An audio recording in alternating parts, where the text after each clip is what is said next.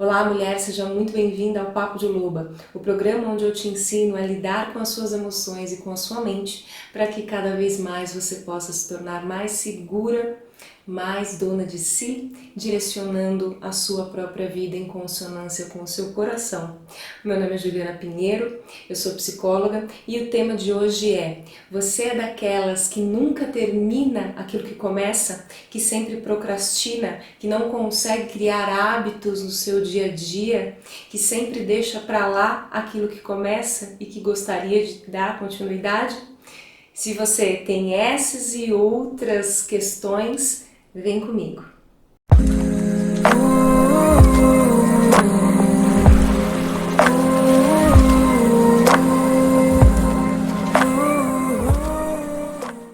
Hoje vim trazer esse papo, esse assunto super importante em relação ao nosso dia a dia.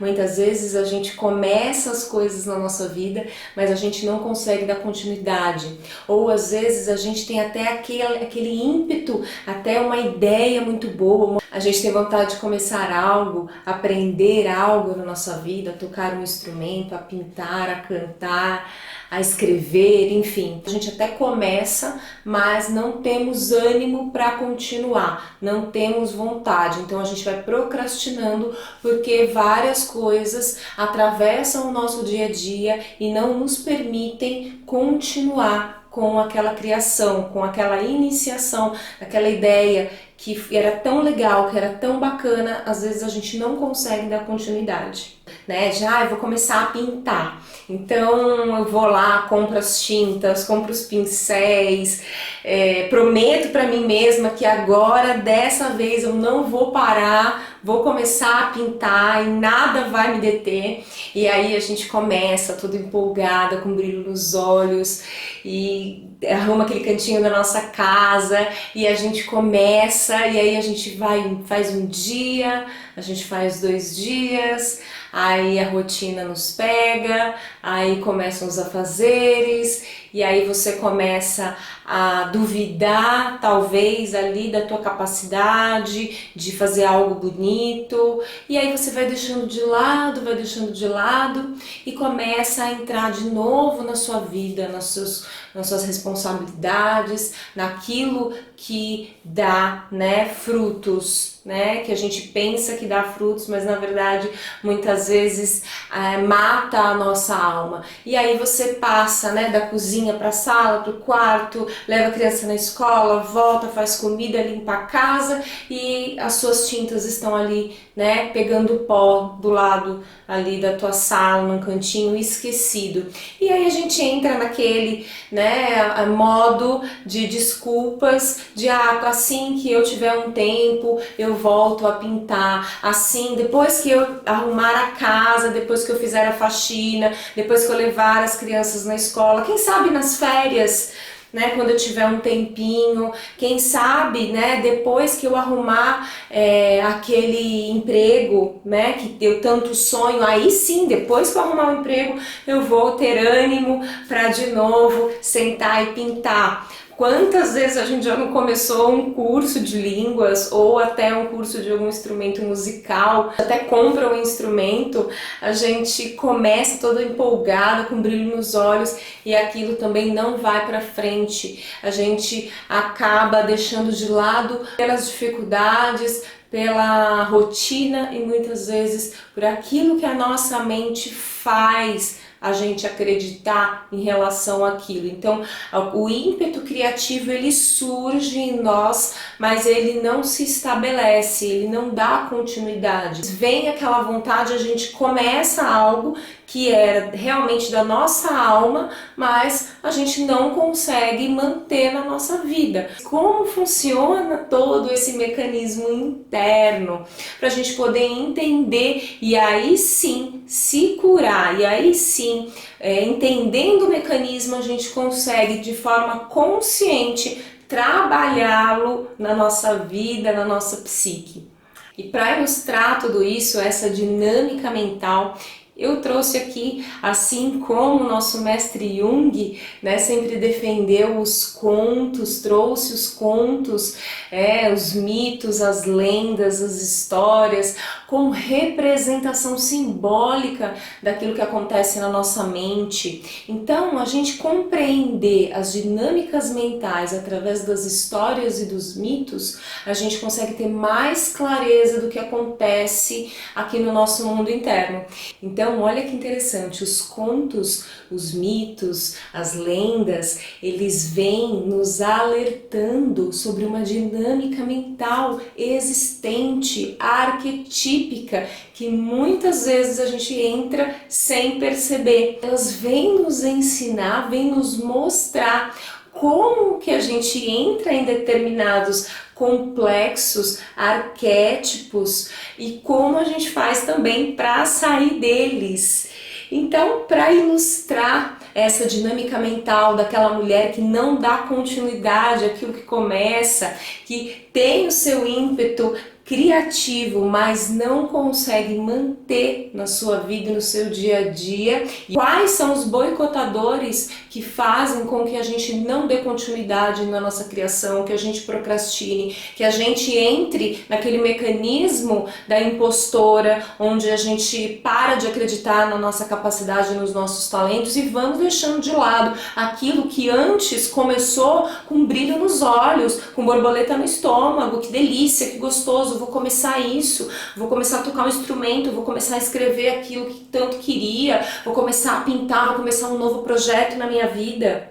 Eu trouxe um conto do livro Mulheres que Correm com os Lobos, da psicóloga Clarissa Pinkola Estés. Ele traduz o que acontece na nossa psique quando nós nos afastamos dessa vida criativa. E o conto de hoje é La Llorona, a Chorona, uma lenda mexicana onde uma mulher se apaixona por um homem espanhol e tem 2 filhos com ele. Após isso, ele se nega a casar-se com ela e ameaça ir embora para a Espanha para se casar com uma outra mulher que estava prometida para ele ir lá e levar os 2 filhos. Desesperada, em um ataque de fúria, ela avança no homem, o homem nela, ela pega os 2 filhos com medo de perdê-los e vai até a direção do rio e afoga os 2 filhos. Muito triste, inconsolável, com muita dor do arrependimento, essa mulher morre às margens do rio e a sua alma, né, segundo a lenda, para entrar no céu, ela encontra ali um porteiro do céu, né? Em outras lendas eles falam de São Pedro, em algumas eles mencionam Deus, mas ela encontra esse porteiro do céu que diz que para ela entrar no céu ela deveria buscar os seus filhos, ela deveria resgatar os seus filhos. A lenda mexicana dizia que crianças não poderiam ficar próximas aos rios à noite, porque a alma da Chorona estaria procurando por seus filhos e poderia se confundir com os seus filhos, com as crianças e levá-las com ela. A outra versão dessa lenda, ela se casa com o homem, fica com ele e ele monta uma fábrica do lado do rio e acaba poluindo esse rio. Ela, grávida, bebe a água do rio, se envenena dessa água e os seus filhos nascem deformados. Por conta disso, ele fala que não quer ficar com as crianças e aí sim ela afoga as crianças e ao final também morre de desgosto e de tristeza. A personagem La Llorona já foi encontrada inclusive no filme da Disney. Se você assistiu A Vida é uma Festa, você vai se lembrar da vovó Amélia, que aparece cantando uma linda canção dessa lenda. Sim, a Amélia é a tataravó do Miguel, que é o personagem principal do filme. Ele tem muita vontade de aprender a tocar, né? O Miguel, ele tenta resgatar a vida criativa que a família dele, lá na história da avó, da Amélia, que é representada, né? Que traz esses conceitos dessa lenda da La Llorona, foi reprimido ali, né, toda a parte criativa da família. A tataravó dele foi casada com um músico que a abandonou, assim como no conto da lenda original, e ela teve que criar a filha Inês sozinha. Então, para poder criar essa filha, ela montou uma fábrica de sapatos e negou completamente a música. O que é a música simbolicamente? A música é o símbolo da criação, da criatividade, da alegria, da alma e da beleza, também representada pelo deus Apolo na Grécia, onde traz toda essa potência do inconsciente e do sentir. A simbologia do sapato é tudo aquilo que nos traz para a terra, que nos mantém firmes no chão, na nossa racionalidade, na nossa objetividade, diferente da música, né, que é totalmente subjetiva. Então a Amélia, ela nega completamente essa vida simbólica e subjetiva ao negar esse marido que a abandonou e impõe na família algo mais objetivo, mais racional, como a fábrica de sapatos. E todo mundo segue esse caminho da racionalidade, do trabalho, do cotidiano, daquele trabalho duro do dia a dia. E o Miguel, aos 12 anos de idade, tem vontade de ser um grande músico, né? Ele vem com essa força, lógico que arquetípica segundo Jung, no intuito de harmonizar, de equilibrar a família. Normalmente quem faz esse movimento é considerado um arquétipo do herói. O herói é todo aquele que vem trazer a harmonia, que vem trazer o equilíbrio para um contexto psíquico. Então ele vai romper padrões familiares para trazer de volta a vida criativa para a família. Voltando à personagem principal lá de Orona, ela é aquela então que mata os seus filhos dentro de um rio. Ou então ela é aquela que bebe água do rio poluído e tem filhos que nascem com deformidades. O que isso quer dizer? O que isso traz? O que isso nos conta? A simbologia do rio é tudo aquilo que nasce. Ele é a fonte de toda a vida, é a fonte de toda a criação. A passagem do rio, ela nos traz toda a fluidez daquilo que temos vontade de fazer. Então é aquela vida criativa que é uma vida que você não presta atenção, que você não pensa como vai ser, você não tem um planejamento de que aquilo que você vai fazer vai ser assim, assim, assim, assim, vai ser passos para chegar. A vida criativa é uma grande mistura de tudo e de todo um contexto. Então o rio, ele é o símbolo da passagem e da fluidez daquela criatividade. A gente não consegue muitas vezes até dar conta das ideias e das potências que nos surgem quando a gente está com o nosso rio límpido, quando ele está realmente correndo, né? Então a gente sente que tem várias ideias surgindo, que às vezes a gente nem dá conta de escrever as ideias e que a gente tem vontade de fazer, e que a gente levanta da cama animada para limpar uma casa, para arrumar alguma coisa, para embelezar algum ambiente. E a gente volta para a monotonia e a gente volta para o dia a dia cinza. Muitas vezes a gente tenta se enganar, falar, eu vou na casa de uma amiga no final de semana, eu vou pra praia, mas mesmo assim você volta, você sente que não se nutriu, sabe? Quando você come uma coisinha pra enganar, mas você não sente que foi aquela comida com substância, sabe? Aquele arroz, feijão, salada, foi uma coisa meio assim, pipoca, sabe? Uma coisa que você tá com fome. Minha mãe fala isso, né? Eu odeio pipoca porque pipoca não mata a fome. E é isso, você sente que não nutriu, que você só enganou.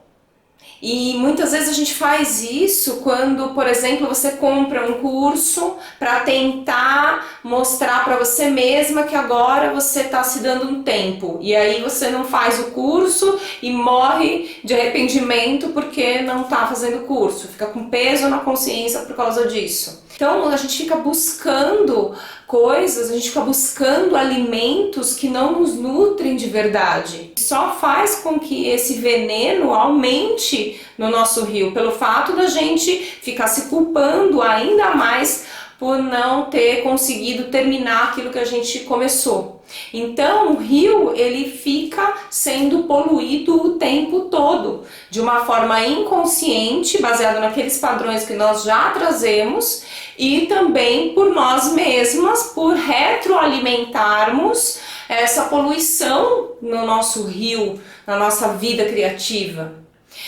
Então, quando a gente fala desse homem que polui o rio dessa mulher, quem que é esse homem? É o que o Jung chama de ânimos da mente da mulher. A psique da mulher possui uma faceta masculina que fica no nosso inconsciente e é representado pelo marido da chorona nessa história. Ele está representado com um ânimos negativo, é um masculino que envenena a vida criativa dessa mulher. E isso representa o nosso próprio masculino interno, o quanto a gente é autoritária, disciplinadora, rude. A gente não nutre, a gente não se dá essa base protetora, segura, para que o nosso feminino possa ser criativo, possa se esbaldar e possa se nutrir. Então esse masculino interno, que é o ânimos, quando está na sua polaridade negativa, ele é representado por esse marido. E fala para ela que vai levar os filhos embora, que envenena o próprio rio da criatividade. Esse ânimos é a parte da nossa psique que nos coloca para baixo. Quando a gente começa a fazer uma coisa, mas você não é tão boa assim. Quem que você está pensando que você é? Você pensa que você é tudo isso? Você não é tudo isso. Esse ânimos negativo envenena e polui a água que essa mulher vai beber. Tem se nutrido do quê? De água limpa ou de água suja envenenada? Que vai colaborar para você parir esse filho, esses filhos na tua vida. O que são esses filhos? É o jeito que a gente dá para as coisas. A gente precisa ter a nossa vida criativa alimentada para a gente poder dar boas respostas para o mundo diante de algumas situações. A vida traz desafios e a gente precisa de criatividade para poder enfrentar esses desafios. E de criatividade junto com sabedoria. Então, quando a gente nutre a nossa vida criativa, a gente sente esse poder. Mas se a gente tem um ânimos, um masculino interno adoecido e negativo, que ele é representado por todas as formas masculinas, por todos os homens, por todas as representações masculinas que tivemos na nossa infância e na nossa adolescência. Se esses homens diziam que nós não podíamos fazer as coisas, que não somos boas o suficiente, que você não está pronta ainda, só quando você fizer aquela pós-graduação, hein? Que você vai poder fazer o que você está querendo fazer. Antes disso, nem pensar. Antes você tem a casa para limpar e o tanto de roupa que você precisa passar. Olha o tanto de opressão, de cobrança que esse masculino disciplinador nos impõe. Tudo aqui dentro da cabeça, né? Tudo esse cenário todo aqui é dentro da nossa mente. Então, qual que seria, né? Você vai me perguntar, tá, tudo bem, me vejo nessa situação. Me vejo, tenho um masculino, tenho um ânimos negativo, adoecido, que envenena o rio da minha vida. Eu bebo essa água envenenada que me cansa, que me deixa exausta. Eu só trabalho. Até vou na academia, mas é uma obrigação. O masculino é uma força interna que faz com que a gente consiga realizar o nosso mundo interno, a nossa criatividade. É quem faz a ponte, é quem vê o que precisa ser feito, é quem vai lá e negocia, é quem coloca os limites nas pessoas, nas situações, para que a criação possa vir ao mundo de uma forma segura, de uma forma feliz, de uma forma alegre, de uma forma espontânea. Como está o nosso ânimos? Ele está negativo? Ele está adoecido? É um ânimos que só nos oprime, que só nos disciplina, que só nos coloca para baixo na hora que a gente tá com uma vontade de fazer alguma coisa, de começar, de dar continuidade? Ele até deixa, até vem, o ímpeto até surge em algumas mulheres, em outras, ó, acabou. Às vezes eu pergunto, tá, mas o que você gosta de fazer na vida? Ah, eu não sei. O que você gosta de fazer? Você tem algum hobby? Ah, eu não tenho nenhum hobby, eu só trabalho e estudo. Tem gente que nem sabe mais quem é. Então, em outras até vem essa vontade, você até começa, mas você não consegue dar continuidade. Por quê? Porque você está com o ânimos enfraquecido, que é esse masculino interno, que só te oprime, que está adoecido. Um monte de ideia que te coloca para baixo, que você não é boa, que você não vai conseguir, que você ainda precisa fazer um monte de coisa para um dia poder ser alguma coisa, para um dia poder realizar, que ainda falta muito para você chegar. Então, o caminho é fortalecermos esse masculino interno, esse ânimos interno, para que a gente possa ter condições de preservar esse espaço para o nosso feminino poder criar, para esse rio que é o símbolo do feminino poder fluir. E aí sim a gente sentir que estamos criando, que estamos nutridas de uma água limpa. E, consequentemente, os nossos filhos nascerão perfeitos à nossa imagem e semelhança, porque não fomos envenenadas por esses comentários maldosos que fizeram na nossa vida e que a gente continua repetindo. Não, a gente bebe água limpa e para que a gente possa parir esses filhos no nosso modo, né, com bastante sinceridade. Esses dias eu atendi uma paciente que falava que tinha dificuldade em maternar porque a mãe, a avó, né, estava sempre junto e acabava intervindo nesse processo. Então, isso é um exemplo dessa dificuldade, desse impedimento que ela está tendo de acessar a sua fonte criativa no maternar, por exemplo, sendo essa mãe única que ela é. E por que ela está impedida de fazer isso? Porque ainda há poluição nesse rio, ainda há complexos que estão envenenando a mente e não estão deixando esse rio limpo para que ela possa enxergar a beleza da sua própria criação, da sua própria forma de ser, da sua própria forma de maternar. Mas não, a gente fica querendo imitar as outras pessoas. Imitar as outras pessoas é beber de água envenenada e achar que está se nutrindo. Então, o nosso papel aqui é limparmos esse rio dia após dia. A gente acha que é muito difícil deixar o rio poluído. Não, o difícil é a gente manter o rio limpo. Precisa de trabalho diário para a gente conseguir manter esse rio limpo. Para que a gente mantém esse rio limpo? Para que a chorona possa encontrar os seus filhos ali no rio e resgatá-los, abraçá-los, para que você possa resgatar os seus filhos de dentro do rio, né? Sua criatividade, a sua cria, né? Seja ela qual for, seja ela num bordado que você tem que terminar de fazer, seja ela num artesanato, seja ela numa receita, seja ela numa limpeza da casa, seja ela na tua empresa, no teu trabalho. Nós temos objetivos, nós temos criações. E para que essas criações sejam legítimas, a gente precisa manter o nosso rio limpo.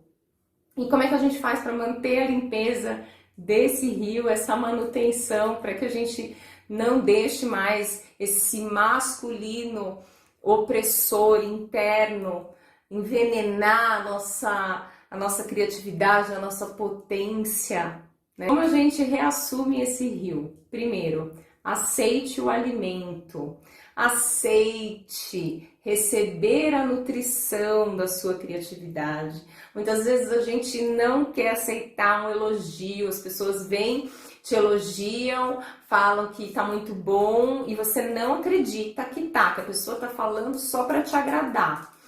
Tem gente que recebe elogio e não consegue deixar de elogiar de volta. Então, não, você é linda. Não, você que é linda. Nossa, seu trabalho ficou tão bacana. Não, mas o seu também. Eu que sou sua fã. A gente tem essa mania de querer retribuir o elogio. Muitas vezes a pessoa nos elogia e a gente pensa...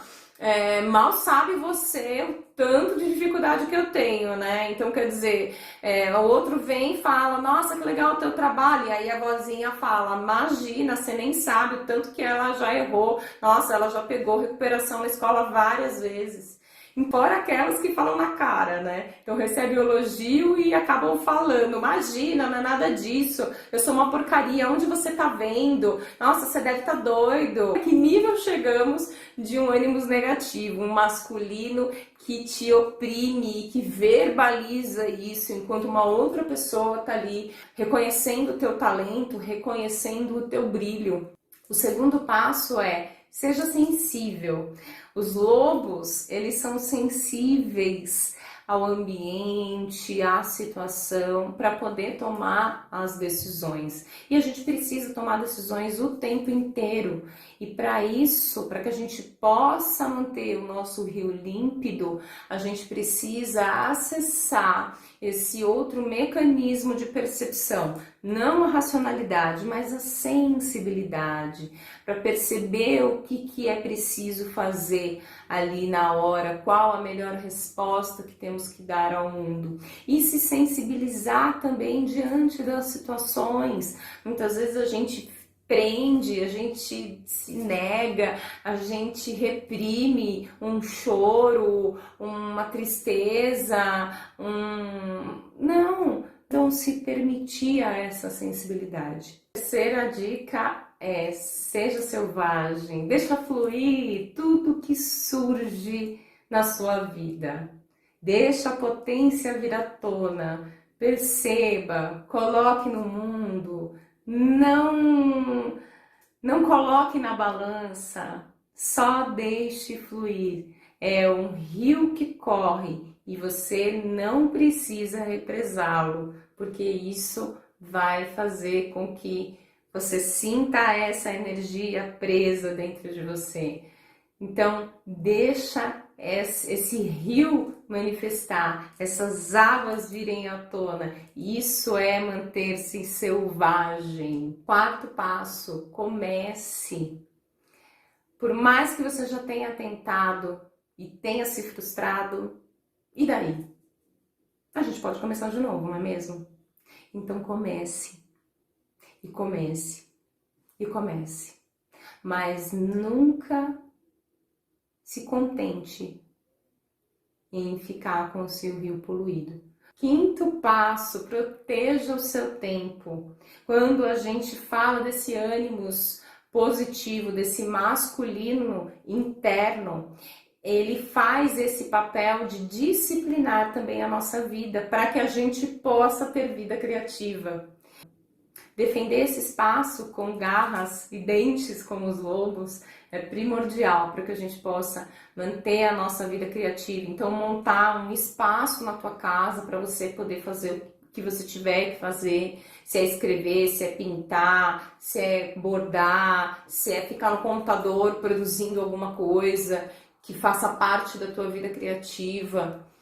Então, reservar um espaço e contar para as outras pessoas que você está fazendo isso. Colocar esse limite nas relações é muito importante, porque senão a gente começa a fazer uma coisa, daqui a pouco a outra pessoa vem e nos invade e a culpa é nossa, que deixamos o outro nos invadir, que deixamos a outra pessoa entrar na nossa vida e nos interromper.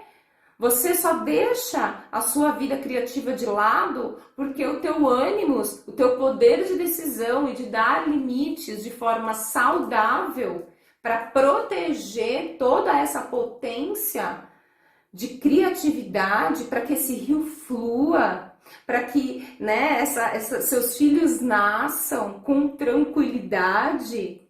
A gente precisa de um masculino interno que dê esse limite para o mundo, para as tarefas, inclusive, e preserve esse espaço e preserve esse tempo para a nossa vida criativa. E aí sim a gente vê um casamento perfeito acontecer. Tudo dentro da nossa psique, masculino e feminino orquestrando muito bem, né, a nossa vida criativa, a nossa vida dinâmica. E aí sim você consiga tirar aquele caderno da gaveta que está cheio de projetos começados e continuar dia após dia limpando o seu rio.